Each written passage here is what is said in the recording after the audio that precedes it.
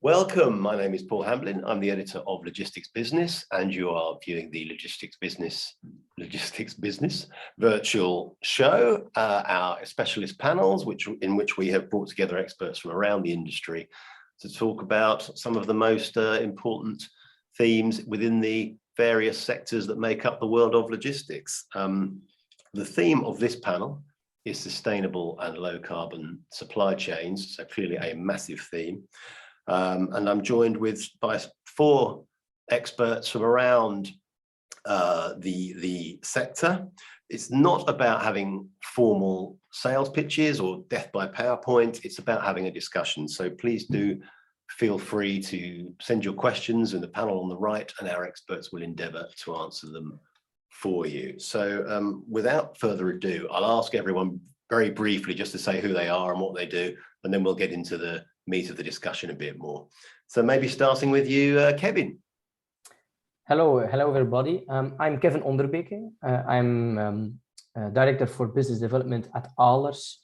And Ahlers is a trusted logistics service provider with a big focus and a strong footprint on the Russian market and even the broader CIS area.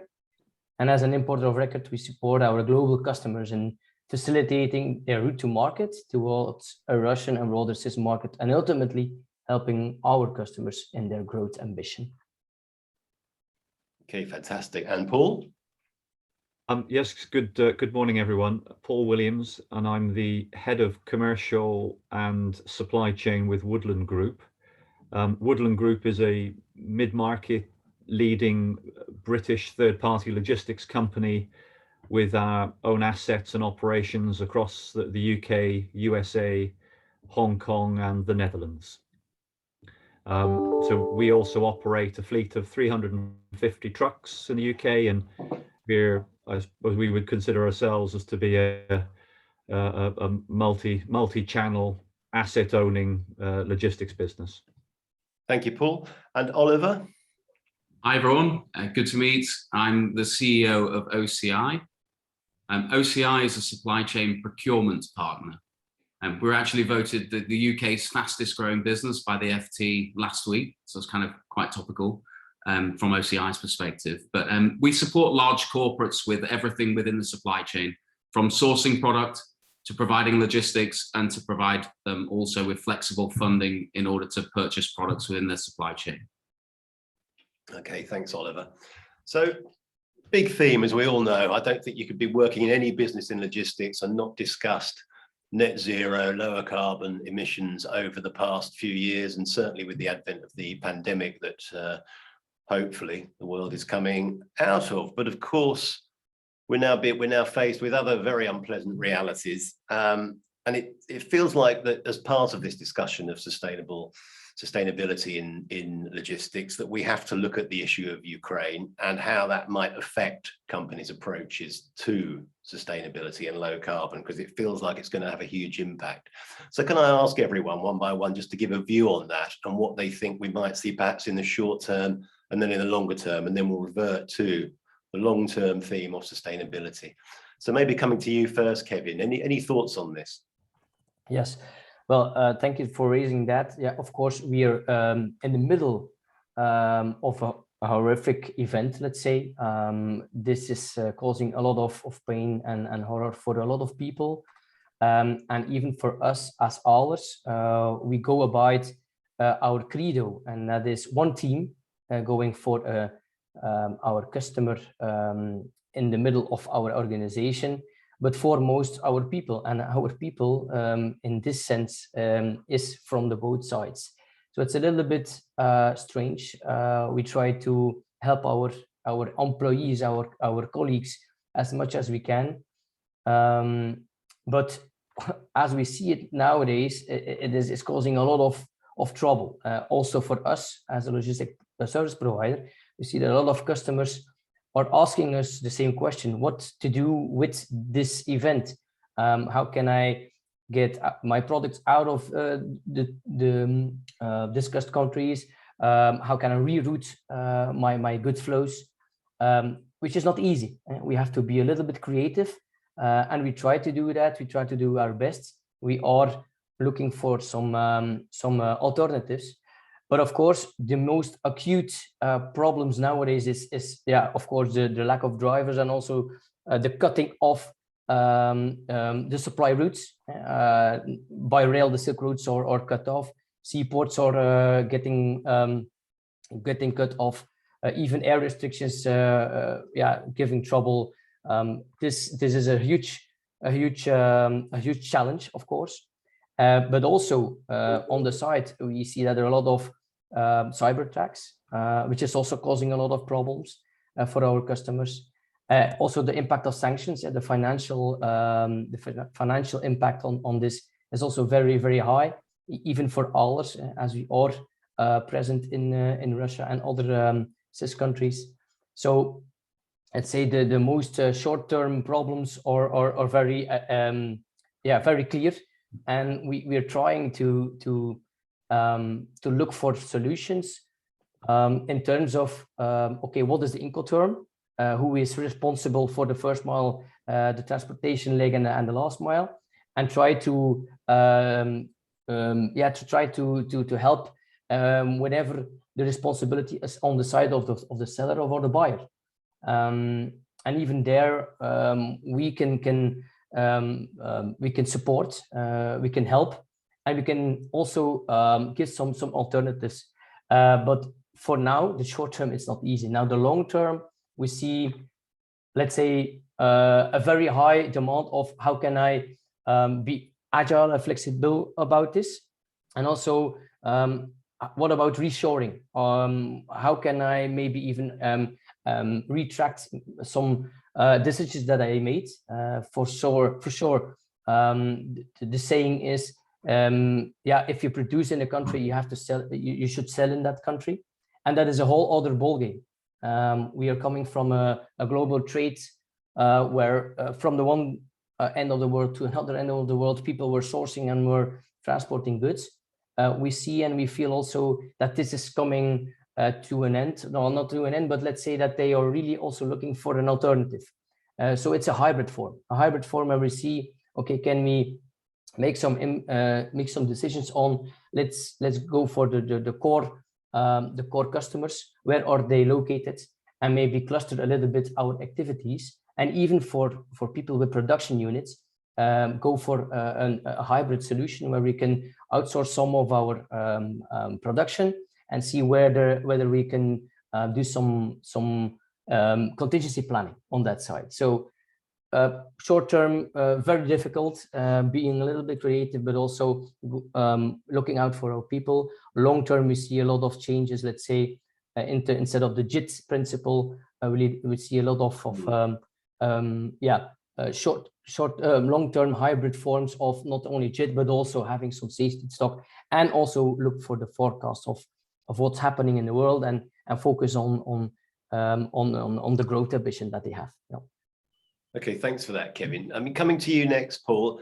I'm looking more at the broader issue here. How is the issues that we're seeing with oil and gas and the decisions that have to be made there, how are they going to affect companies that are focused on having a sustainable, lower carbon supply chain?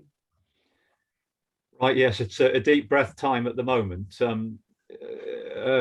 mean, obviously people are, if supply chains were disrupted before the latest events in the Ukraine, they're getting even more impacted globally as a result of this, and it will force changes.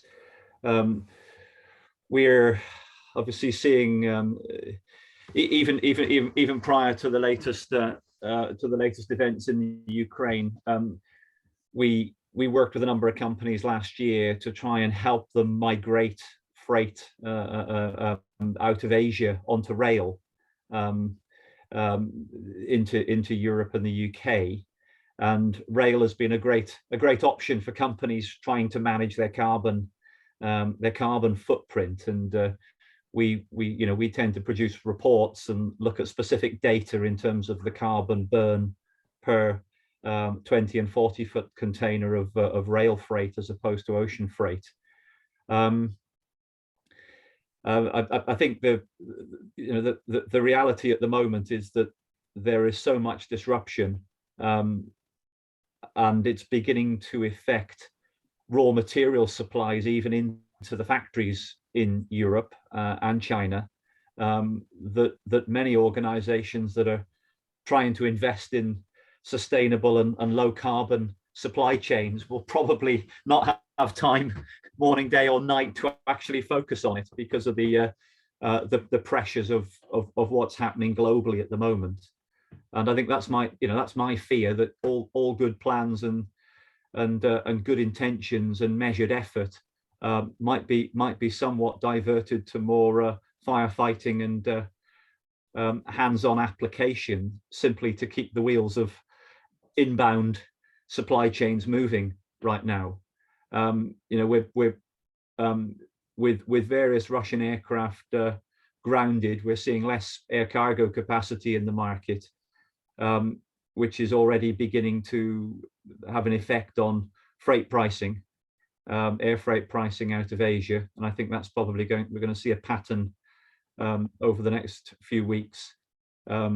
We've got fuel surcharges coming in on most transport modes at the moment. And I just think any organization that's working in a more complex supply chain will be having their hands full as stands, just simply trying to keep goods moving.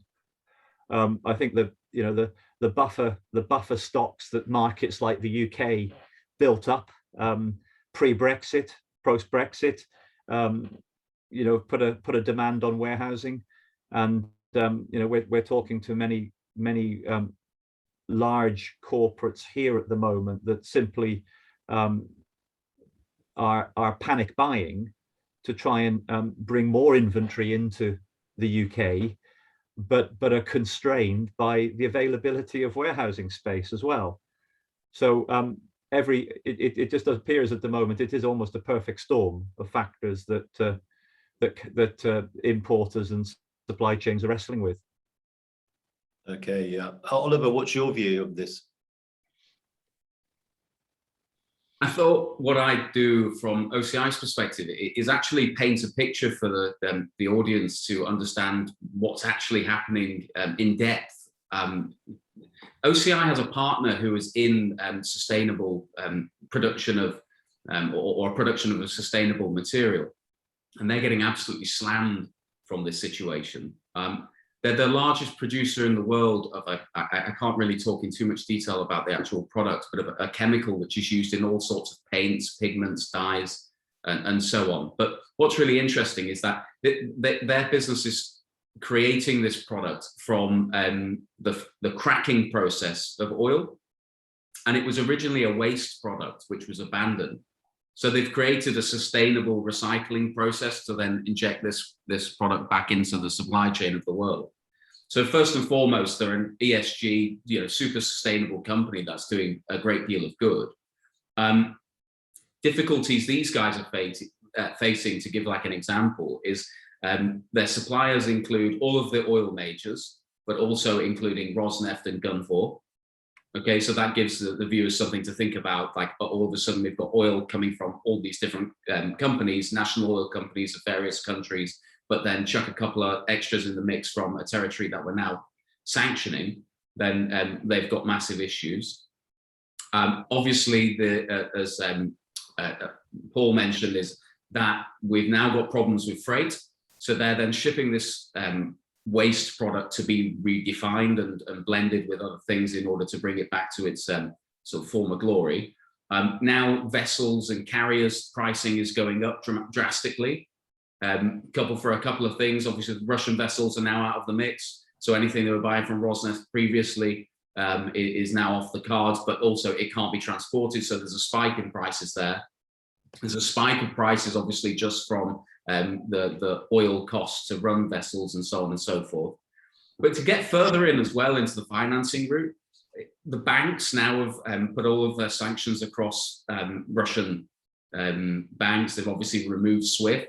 This has meant that our partners have now had to freeze all of their business until they reevaluate their partners within their supply chain. They're having to carry out enhanced due diligence on all of their customers and their customers' customers, and their suppliers and their suppliers' suppliers. to make sure that within the supply chain, they don't say send a payment for something that then gets frozen by one of the banks. This, of course, has a huge knock-on impact for their business. And all of these things combined can actually boil down to what does it mean for the normal consumer? Well, what it means is you may have a shortage of buying print cartridges. The paint that was stacked on B&Q shelves might not have, the black paint, for instance, because they can't get enough product. It's kind of like a reiteration of, without comparing it to directly like a toilet roll buying, but when during COVID, we were seeing those products that weren't on shelves anymore because of various supply chain issues, logistical issues. And I think that from their perspective, certainly all these different, whether it's funding or whether it's the actual logistics or whether it's the production of the product, they're going to find it very, very difficult to produce their product now. They're looking at a couple of other really interesting things in contingency planning. They've got sites in, and they're not actually based down in Russia, they're based in Switzerland, but they've got sites in Poland and they've got a site in the Czech Republic. They're now considering, okay, if we reroute cargoes into these jurisdictions, how much can we take? How much can we store? I think warehousing's already been mentioned, but what impact is that going to have on our future business? And how long can they stay functioning effectively, making a profit, if you like, or at least breaking even in this kind of market? All things for us to consider. No, thanks for that, Oliver. I mean, those are three really great insights that sort of tell us, it's all about now. It's about dealing with what's in front of us, as opposed to this big long-term issue that ostensibly is what we're here to talk about in terms of sustainability. So let me drag us back to that, because that's what we have to try and address in the long term, despite these enormous difficulties that are in front of us. How about if we go through, give us some examples of some successes your businesses have had. I know, for example, Paul at Woodland, I know your business has had some great successes in sustainability initiatives and in terms of innovation. Can you tell our audience about those a bit? We can, yes.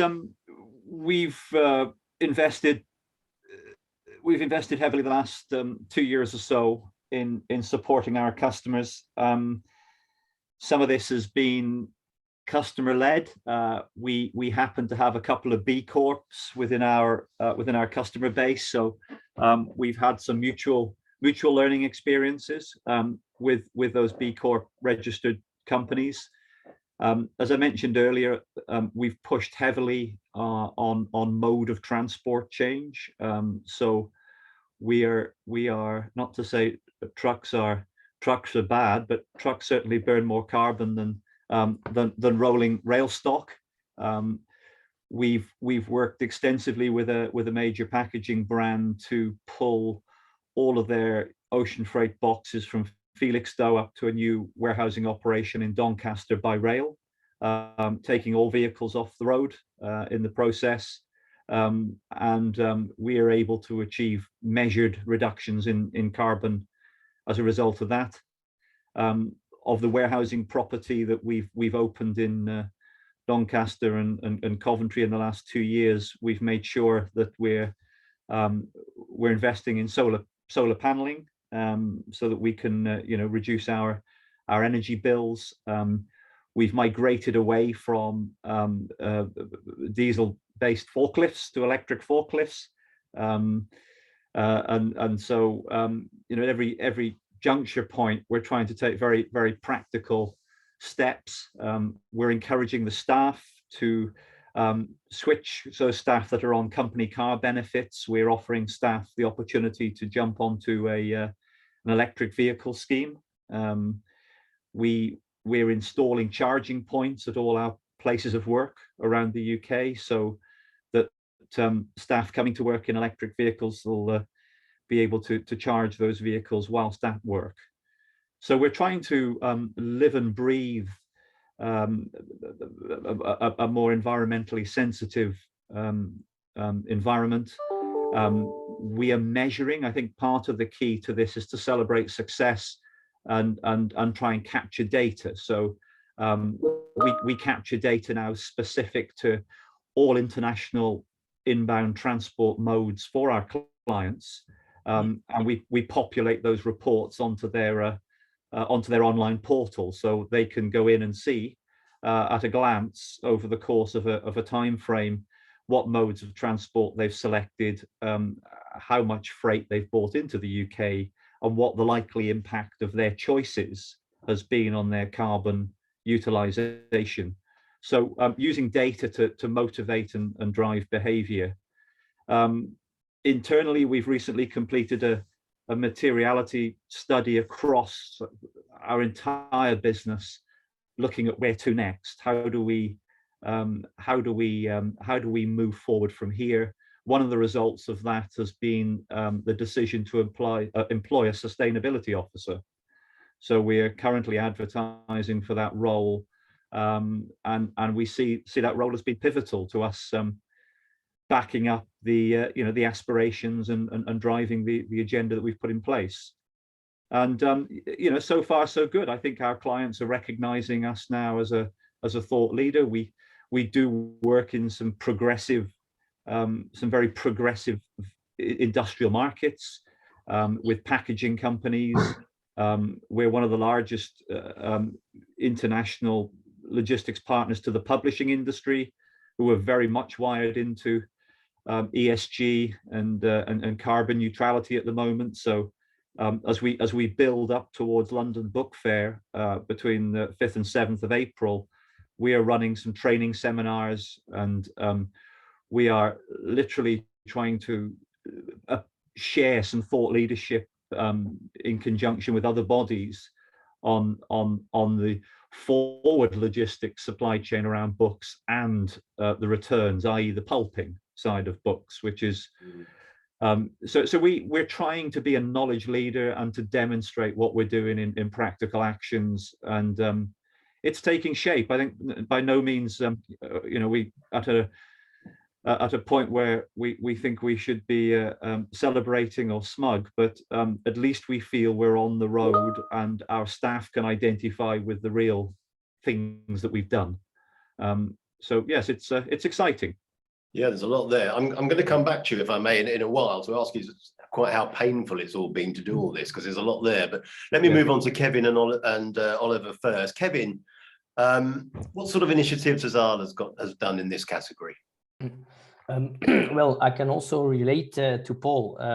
We also made some investments in selecting some SDGs and going and really embedding those into our strategy, and we do it from the bottom up until strategy of Ahlers and also for our customers.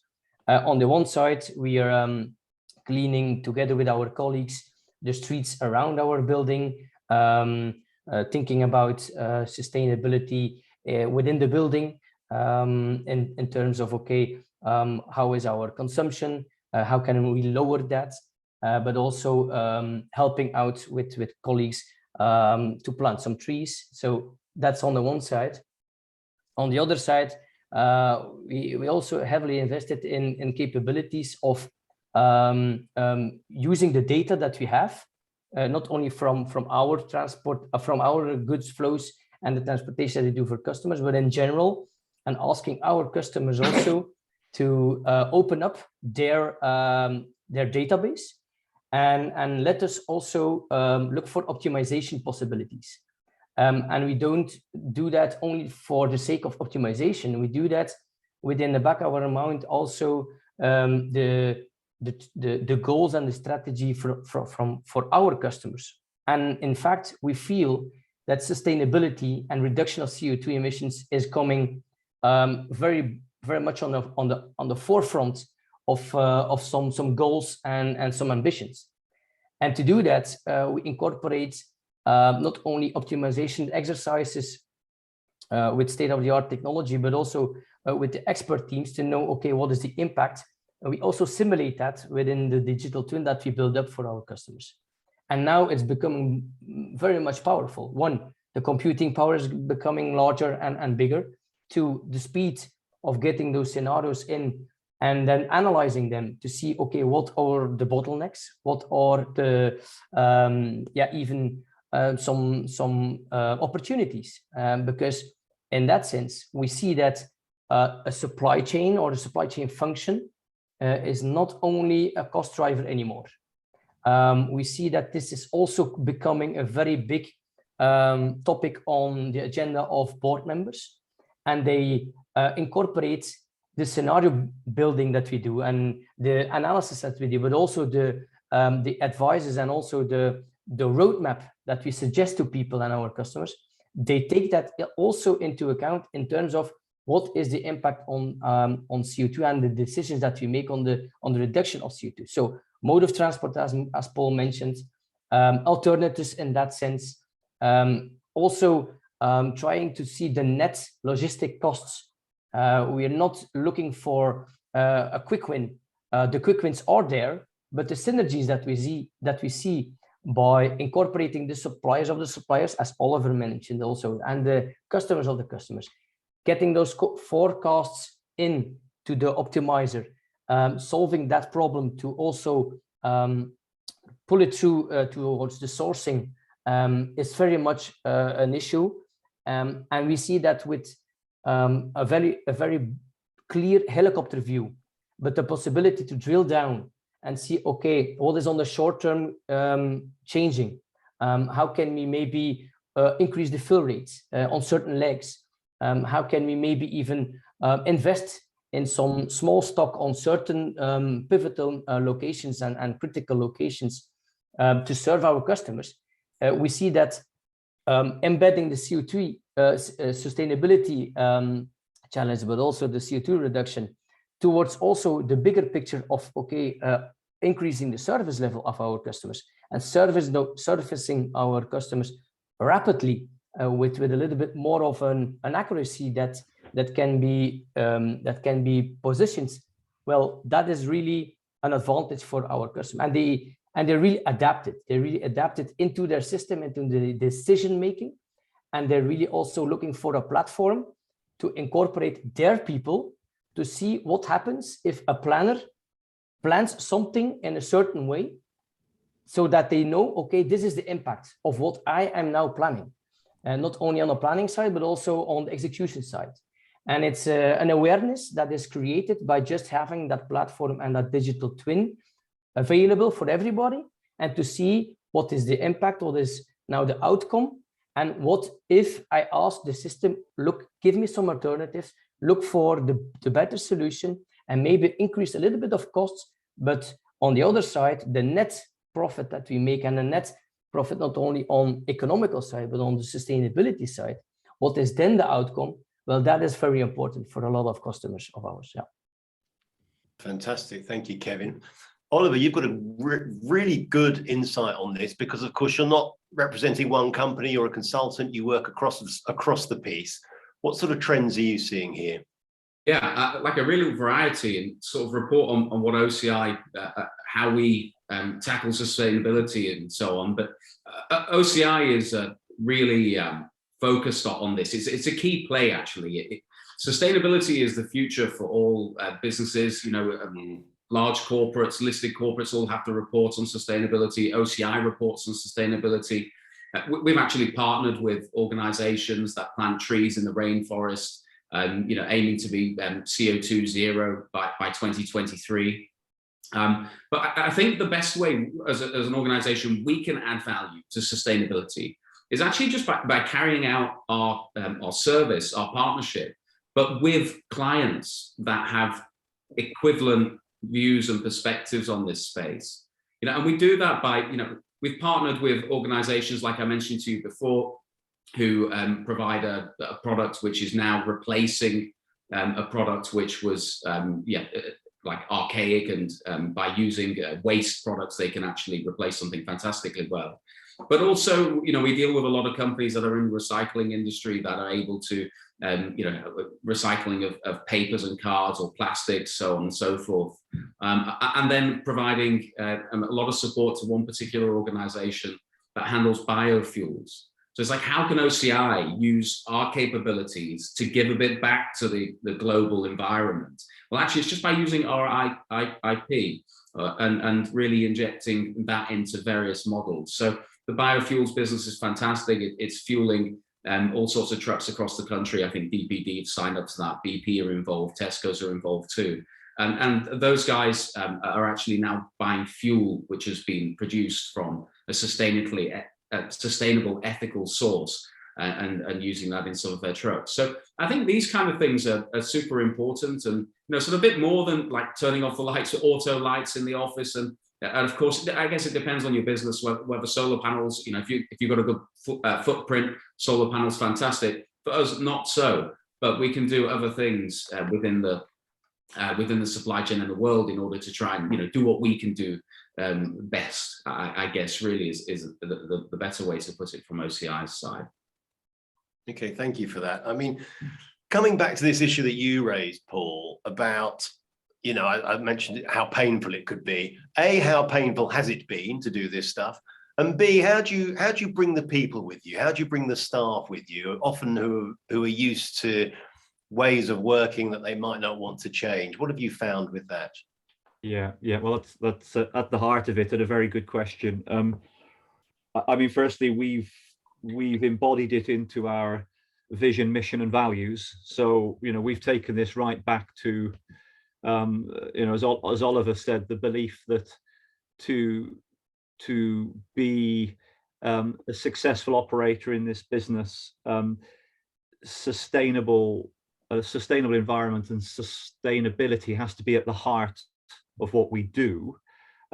So from an employee standpoint, we've workshopped our values with our employees over the last 18 months. I think where we've been lucky is that some of our clients were accelerating ahead of us on that agenda 2 years ago. And so the reality is embedded within our business. So one of our very good customers produces they're a market leader in subscription toilet paper, and they're leading the world in subscription toilet paper, and it's branded. It's made from recycled bamboo, and no surprise, we're pushing out several million orders a year, certainly during the pandemic, of this product. But these guys, being a B Corp, they commit a proportion of their turnover to charitable causes and environmental causes, and they celebrate that as part of their journey. And they're ever so eager that their supply chain partners also embrace similar philosophies. And it's no use sending out a consignment of this stock to an ultimate consumer unless you're using recycled wrapping paper, recycled packaging, and that you can quantify the environmental impact of that final mile delivery. And that through the evolution of our journey, of course, we are looking at vehicle routings. We are looking at how do we optimize on the fuel burn of a particular vehicle doing deliveries. How do we ultimately migrate that fleet to an electric fleet to ensure the environmental impact is minimized? So our staff have had the benefit of seeing this not just talked about and classroom style indoctrination of philosophy. They've actually seen it roll out in the business, and they've seen some of our fastest growing customers over the last 2 years as those that are in the ESG space as part of their very brand. I think without that, it would have been hard to get to the point that we're at, because it all becomes a little conceptual unless and so I would imagine these a lot of our staff champion now on our intranet. They champion where they make a difference, and they're really beginning to buy into the philosophy, and one hopes they adopt a similar philosophy in their personal shopping habits as well. But yes, we've been quite fortunate in some ways with the live examples in house of what we should be doing. Sure. Yeah. Kevin, what's been the experience at Ahlers Group in this area? Yeah, well, I have to say I'm now already in my 5th year working for Ahlers, and at the beginning we were like a regional organized company, and our CEO he decided, okay, this is not sustainable, but also not helping our customer as much as we can. So he translated that in an acronym. It's called CODE. It's really the strategy of our company, and we made 4 business units. And now let's say that the acronym is standing for customer intimacy. So we follow, or we center place really the customer within the organization, and it's really for all people. So the O for one team is really also, like Paul mentioned, something that we're really working on, and now getting a lot of response in terms of what is happening within the company, not only in headquarters in Antwerp and Belgium for the Europe side, but also at the Russian side and the CIS countries, even in China, our office. Well, they are really, let's say, getting in touch with all colleagues from across the globe, and they see what is happening. And let's say what we see is that the exercises and the optimize and the solver and the simulation solver that we use is really also a stepping stone, where we see that this happens, this is helping our customer to do a strategy exercise to see, okay, what is now my footprint? How can I optimize this and ultimately also reduce the CO2 reduction on the longer term? Well, this is also getting into the execution phase.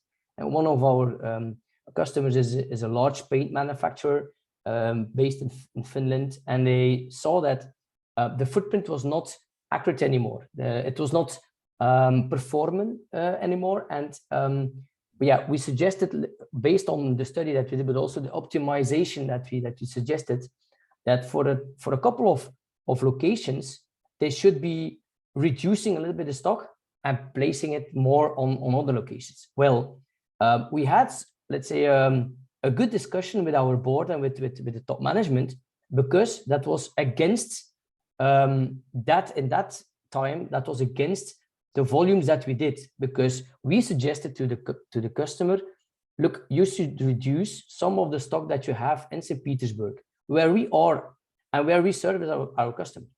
That was a healthy discussion, but at the end, what we saw is that by suggesting this and also showing them the data and also showing them the impact and the outcome, they are implementing the different locations across Europe and across Russia and CIS countries. And along with that, they asked us, dear Ahlers, can you help us with that? Can you organize this for us? And so in the execution phase, and that there's also the D and the E where the strategy credo is coming from, the differentiator and being entrepreneurial, we decided to go with the customer and also help them. And so in other locations, we venture into, look, this is really what is helping our customer, and we also calculated this. This is validated by the customer. They want to go for the next step. Well, let's help them and also execute on what is the impact on CO2 emissions. And the scope 3 is now coming into the equation, where you see that the customer is also looking for the offset. What can we do to offset maybe some of our reduction ambition, so that we really can get that earlier than the 2030, 2040 ambition that they have. So it's really going with, okay, what is the growth ambition? What is the ambition of our customer? Setting the goals, setting the ambition, and also calculating what is happening or what should be done. And then being entrepreneurial in that sense, that we also invest together with the customer into what has to be executed, and really go for that execution plan. And the roadmap is showing that when we do that, it's a very successful partnership. And the partnership that we now portray is also getting across other customers that asking us, okay, we would like to outsource the logistics part, because we are good in production. We're not that good in logistics, but you are good at that. So help us with that. and then we can build up that partnership. So it's really about getting the right people with the right customer and building up that trust in a partnership. And what's also come across very clearly from both what you said, Kevin, and what Paul said is the role of technology, particularly software technologies that are enabling you to optimize and to visualize all the way down the supply chain, and therefore see, for example, as you said with your paint manufacturer, you were able to identify where they were in the wrong place. And no doubt, I'm presuming that was software that did that for you, but yeah, it wasn't. Yeah, okay.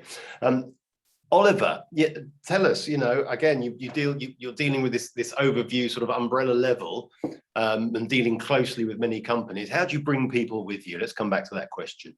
How do you bring people? I think it's a very interesting question. But Paul, I think in fairness, I think people are with us, right? Yeah. People are with us. This has been a topic now, over the last 15 years with OCI. I mean, this all kind of kicked off from, recycling days, and a decade, 15 years ago, that's what everyone was thinking about. It's now ingrained in the blood. Paul's talking about those guys bringing on an ESG officer.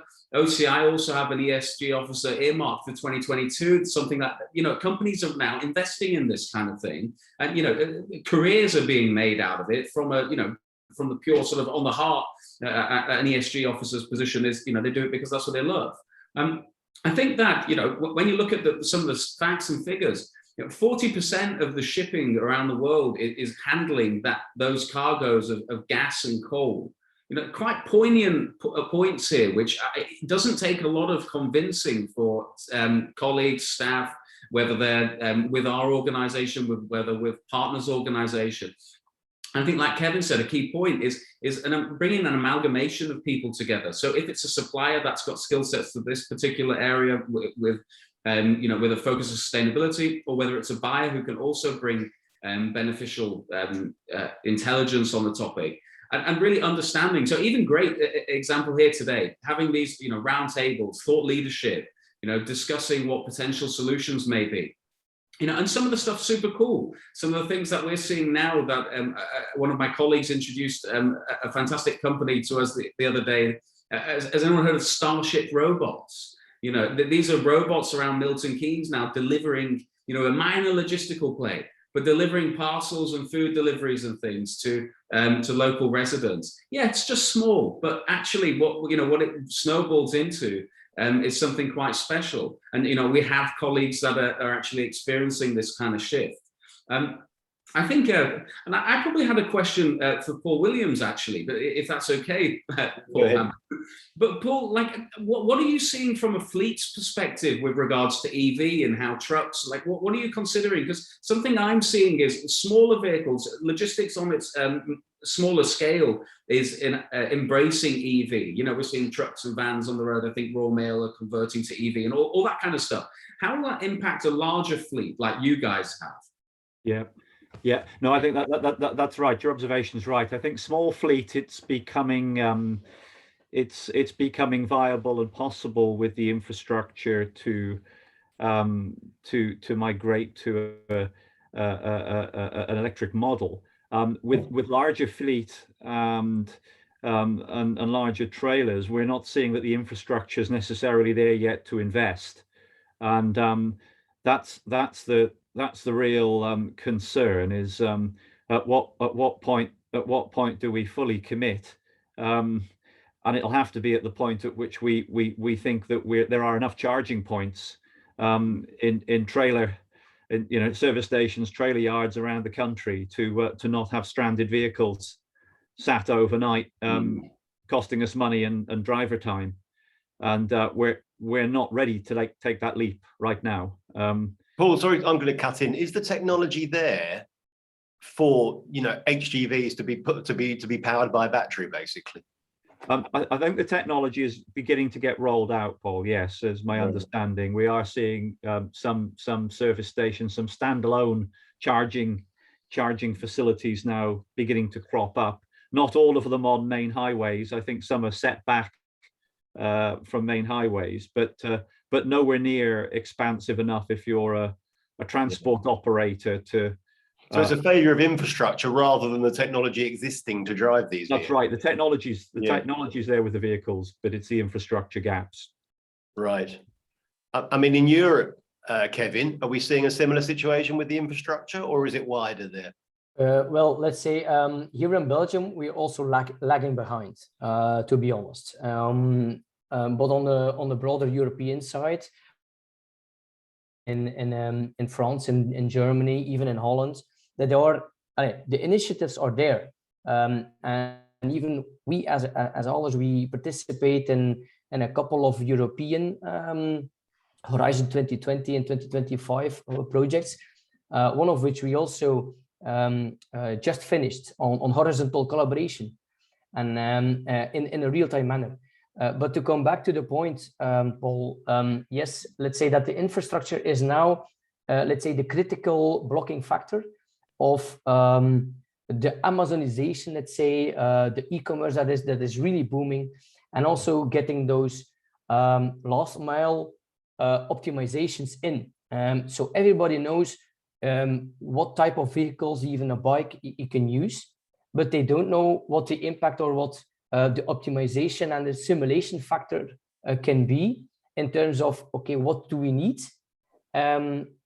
in terms of vehicles, and also in terms of loading goods, but also in terms of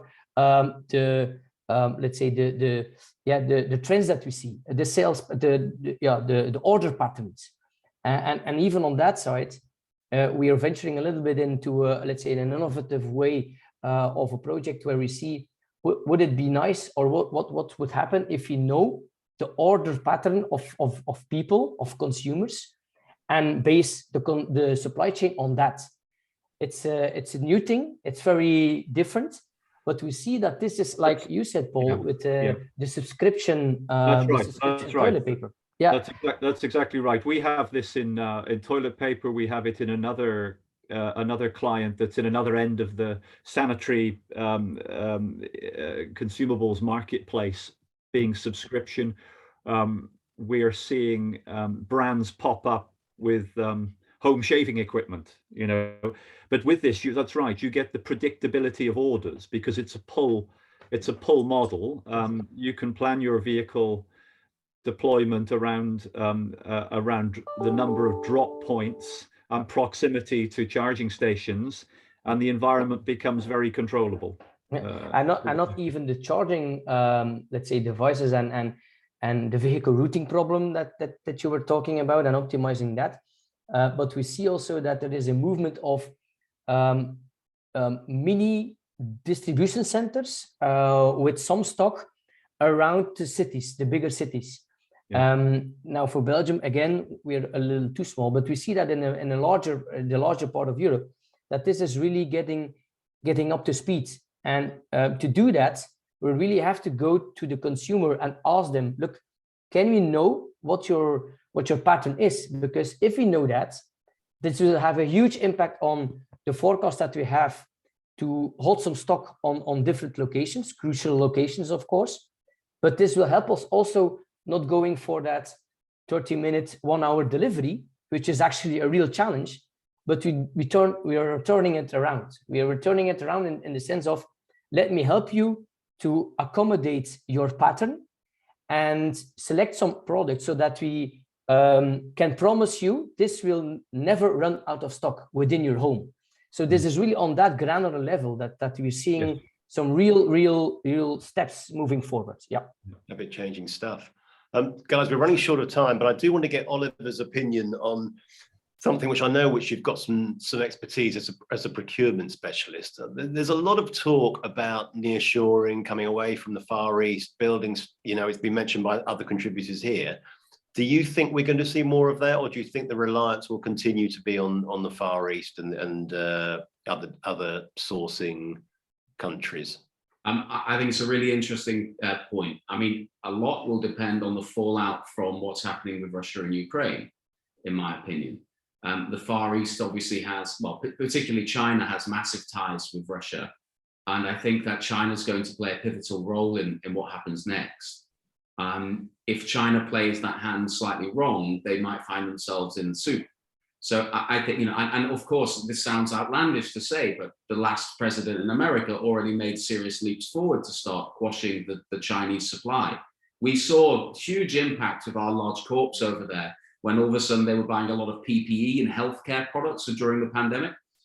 And they were like, holy cow, I mean, it's costing us 25% to import from China on this particular range, and it's costing us 5% to import from Indonesia. What does that mean? You know, and I think that there could be a differing sway in procurement out of Far East Asia. Look, Asia's always going to be a massive hub. Let's not be under any illusions. But I think the war at the moment and what's happening there could have an impact for sure. But it depends how it all plays out. If China play that game, you know, wisely, in my opinion, maybe, is that you know, that everything is remain allied and everything happy days. But if, for instance, there's some strange arrangement where China can put a stop to this but choose not to for their own economic gain, I think people are going to start feeling pretty sour about that, you know. Sure. And Asia might start to focus on supplying its own economy, whilst the West focuses on developing our manufacturing industries again and trying to build them back up so that we can be more self-sufficient, which I think is really what Donald Trump aimed to do. I'm not a massive Donald Trump advocate, but merely stating fact. That's another panel discussion. Also. Yeah, exactly. Yeah. Paul Williams, have you at Woodland Group seen anything of this drive towards nearshoring, or do you think it's just a paper talk? I've certainly got clients talking about it at the moment, especially after the freight rates out of China that they were subject to over the last 18 months. So it's very much in vogue for conversation, and those that are happy to bring production to the UK or Europe or Turkey or North Africa, I think are trying to.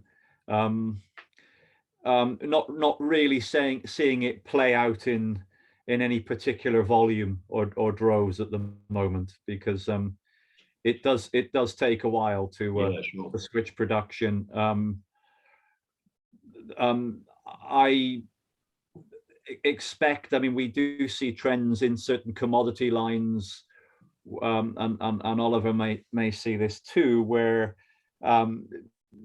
hitherto reliable, trusted Chinese manufacturers are electing to service the domestic market before their international market, simply because the volumes and the growth potential is massive domestically. I'm seeing in certain commodity lines companies going to Vietnam and other parts of Asia, but it's so hard still to match with the simple unit cost of manufacturing in Asia at this stage. Absolutely. Yeah. Well, thank you for that. I think we're pretty much out of time, so I want to get a couple of sentences each, or one sentence each. What advice are you going to give to any company or client that is embarking on a process where they want to have greater sustainability, low carbon? Give them some advice, each of you, starting with you, Kevin. Yeah, my tip would be start small and gather your data, gather your people, good people, and innovate, validate your data, and go for the roadmap with small steps, small incremental steps, and start from there, and you will see the real outcome. Thank you, Kevin. Oliver? Yeah, I would say it's one of the better things you can ever do as a business leader. You know, it's giving a bit back. It's not just purely looking at the bottom line all the time. Invest in it. You know, put your money where your mouth is. Get stuck in. You know, embrace what you decide to get stuck into. You know, don't make it just a boardroom conversation that never goes anywhere. You know, we've all been guilty of that, haven't we, guys? Like, you will swap ideas and it never really leaves the room, or something doesn't happen. Embracing it. And also get creative, you know, really think about how things can be done differently. And I think that really is key. Yeah. Well, Oliver, you're certainly inspiring me. I don't know about our audience, but that's good stuff. And Paul, just finally. Yes, for fear of duplication, yes, I agree with what's being said. I think you've got to be bold and make a statement as to your position around this. And that certainly necessitates embracing it into your corporate values and your vision and mission. That then needs to be embodied into the way staff and your employees and your suppliers and your business partners in a way that they understand. And then for sake of having something to celebrate, you need to measure your progress and share in success. And as Oliver says, I don't think this comes for free. You know, I think when we talk about all the disruption at the moment, there's a need to hold stock. You know, let's face it. Let's perhaps push back on the finance team. You've got to hold stock. You've got to understand what buffer of inventory you've got, and make an allowance within your working capital to be able to then routinize movements of goods and try and stabilize movements of goods, because there's no doubt that a sustainable supply chain is more easy to manage when it's an even flow of goods and commodity moving, rather than reactionary and firefighting and, you know, resorting to expensive air freight with high fuel burns because we're short. So I think you've got to invest. Yeah. Great words on which to finish, and you know, some great insight there from our panelists. So thank you so much to Kevin, to Paul and Oliver. If you wish to contact our panelists, if you'd like some advice from them and speak to them in terms of your own business, you can contact them via the question on the right, the panel on the right, also via Logistics Business if you want to via ourselves. Other than that, I've nothing other to say than thanks to the guys, and we'll meet again soon. So thank you.